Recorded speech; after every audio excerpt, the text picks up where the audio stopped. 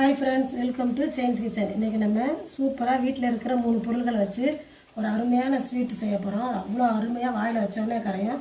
அதுக்கு நம்ம ஒரு அகலமான பேனில் ஒரு 2 டேபிள் ஸ்பூன் நெய் ஊற்றிருக்கோம். நெய் காஞ்சோடனே இந்த பவுலில் 1 கப்பு ரவை எடுத்து நல்லா மீடியம் ஃப்ளேமில் வச்சு நல்லா ஒரு 5 நிமிஷம் ரவை நல்லா வாசனை வர அளவுக்கு நல்லா வறுக்கணும், கறியிடக்கூடாது. இப்போ பாருங்கள், ரவை ஓரளவு வறுத்தாச்சு.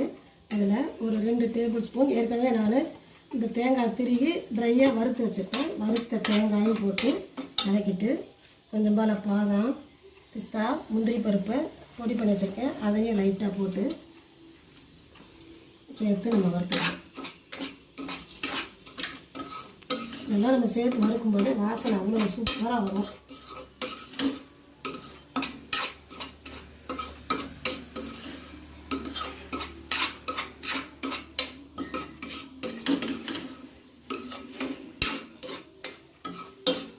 நல்லா ரவை வாசனை வந்துருச்சு. இப்போ இந்த ரவையை மிக்சிங் பவுலில் மாற்றிட்டு 1 கப் ரவைக்கு 2 கப் காய்ச்சின பால் வச்சு ஒரு 10 நிமிஷம் ஊற வைக்க போகிறோம்.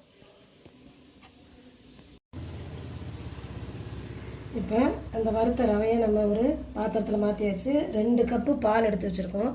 இந்த பால் சூடாக இருந்தாலும் பரவாயில்ல, நல்லா காய்ச்சி ஆறுன பால் 2 கப்பு பாலை இந்த ரவையில் ஊற்றி நல்லா ஒரு 10 நிமிஷம் ஊறணும். நல்லா கலந்துட்டு ஒரு 10 நிமிஷம் நல்லா மூடி போட்டு மூடி வச்சுருவோம். நல்லா ஊறட்டும்.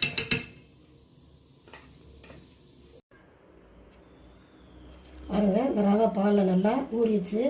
இப்போ நம்ம ஒரு அகலமான பேன் வச்சு அதில் ஒரு 2 டேபிள் ஸ்பூன் நெய் ஊற்றி 1 கப் ரவைக்கு 3/4 கப் சர்க்கரை போட்டு இந்த நெய்யிலே நம்ம வறுக்க போகிறோம். தண்ணி எதுவுமே நம்ம ஊற்ற வேண்டாம்.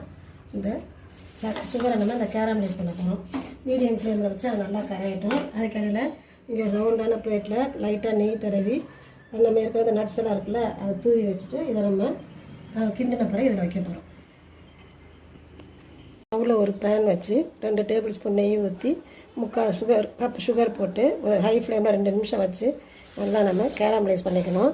இதில் நம்ம நெய்யில் போடுறதுனால இது நம்மளுக்கு கட்டி சேராது. ஒரு 2 நிமிஷம் லைட்டாக கொதிச்சோடனே நம்ம இந்த ஊற வச்சுருக்க ரவையை போட்டுறணும். பாருங்க, சுகர் கலர் மாதிரி லைட் ப்ரௌன் கலர் வந்துருச்சு. இப்போ நம்ம ஊற வச்சுருந்த ரவையை போட்டு கொஞ்சம் போல் மிக்ஸ் பண்ணிக்கலாம்.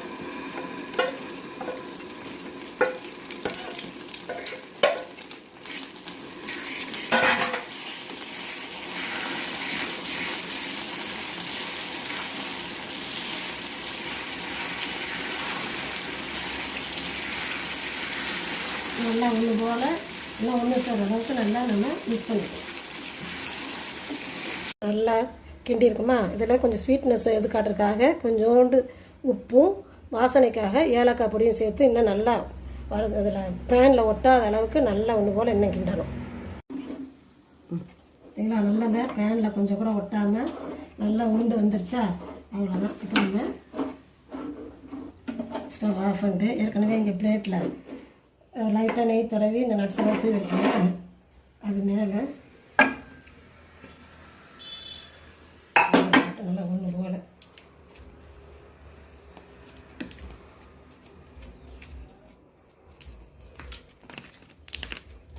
தொடங்கணும்.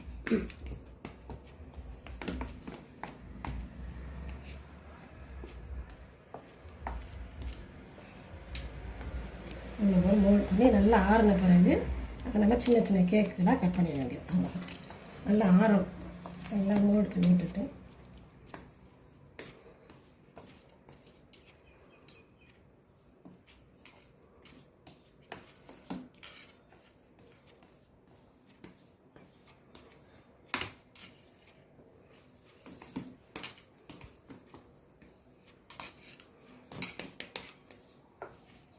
நல்லா ஆறணும். நல்லா ஆறின பிறகு நம்ம அப்படியே இன்னொரு பிளேட்டில் மாற்றிட்டு குட்டி குட்டி ஸ்லைசஸாக நம்ம கட் பண்ணிக்க வேண்டியது. அருமையான சுவையில் வாயில் வச்சோடனே கரையக்கூடிய வீட்டில் இருக்கிற 3 பொருள்களை வச்சு நம்ம செய்யக்கூடிய ஒரு ரவா ஸ்வீட்டு ரெடி ஆகிடுச்சு நமக்கு. இப்போ நல்லா ஆறின உடனே நம்ம அந்த பிளேட் ஏற்கனவே எடுத்து வச்சுக்கோல, அதை இன்னொரு பிளேட்டில் மெல்ல போட்டோன்னா பாருங்கள், மேலே நம்ம போட்ட நட்ஸ் எல்லாம் வந்து பார்க்கவே இவ்வளோ சூப்பராக இருக்கும் பார்த்தீங்களா. இதை நம்ம சின்ன சின்ன ஸ்லைஸாக நம்ம வேணுங்கிற ஷேப்பில் கட் பண்ணி எடுத்துக்கலாம். இது நம்ம ஒரு வாரம் வரைக்கும் வச்சு சாப்பிட்லாம். என்னடா பால் ஊற்றிருக்கோமே அப்படின்னா நினைக்க வேண்டாம். ஆனால் ஒரு வாரம் வரைக்கும்லாம் இருக்காது கண்டிப்பாக. நம்ம கட் பண்ணி வச்சோடனே அதெல்லாம் காலி ஆயிரும்.